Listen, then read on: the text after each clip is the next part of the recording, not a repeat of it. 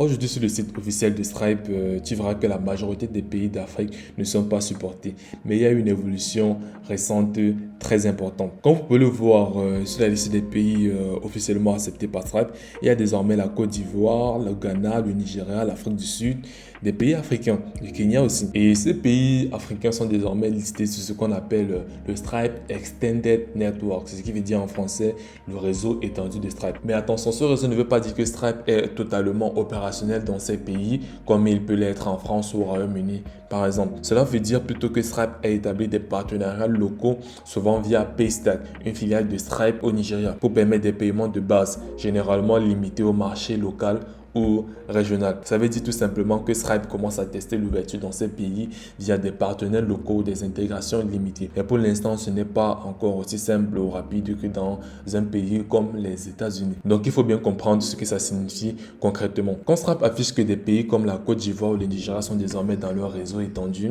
ça ne veut pas dire que tu peux créer un compte Stripe standard comme dans une entreprise américaine ou britannique. En réalité, Stripe utilise dans ces pays des partenaires locaux pour permettre certains types de paiements. Et dans le cas du Nigeria, Stripe est passé par Paystack, une start-up nigérienne qu'ils ont rachetée en 2020.